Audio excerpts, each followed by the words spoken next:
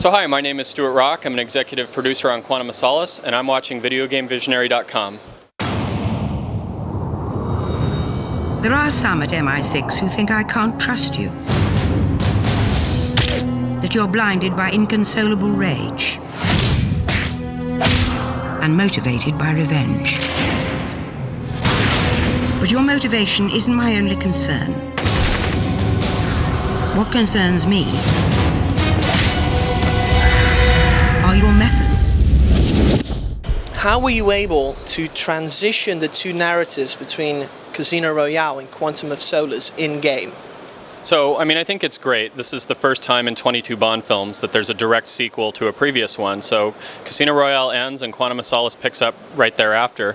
Obviously, this is called Quantum of Solace, the game, and so it did create kind of a unique narrative challenge in that we wanted to give gamers who initially start playing the game some Quantum of Solace content right off the bat and then flash back to Casino Royale, and that's exactly how we approached it.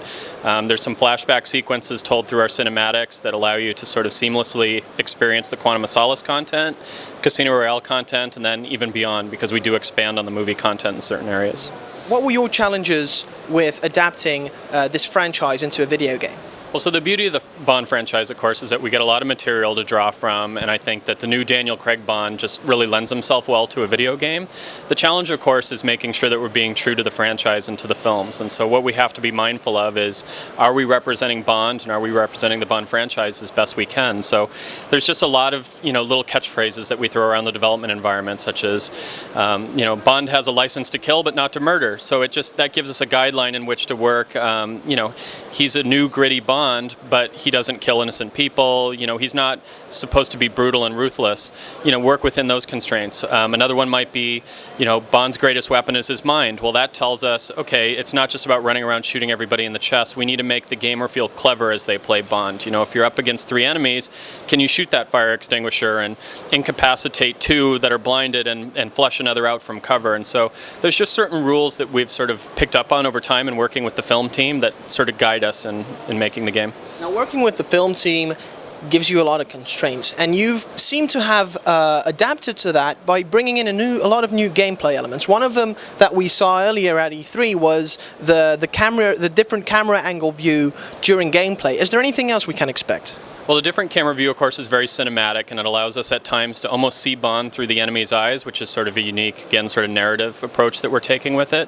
But there's just things along the development. We started with a basic scripted AI, and we quickly realized that if we wanted to make a Bond game where, again, he can use espionage, he can use stealth, he can, decide to just have an action sequence, we had to basically flesh out the AI, and we started from scratch and rewrote the AI in this Call of Duty 4 engine to meet the needs of what it would take to make a next-generation Bond game. So now, there's been a lot of Bond games that have come out before. GoldenEye is one of the most epic ones and classic ones that are still around. What would you say did you bring along from previous Bond games? Well, I think we're inspired by a great many things, whether it's the previous Bond games from GoldenEye forward or whether it's even games that are in the genre. We're big fans of Rainbow Six Vegas, we're big fans of Gears of War, we're big fans of Condemned, Criminal Origins, and it's basically sort of blending all of those things together to create a great experience that we're all proud of.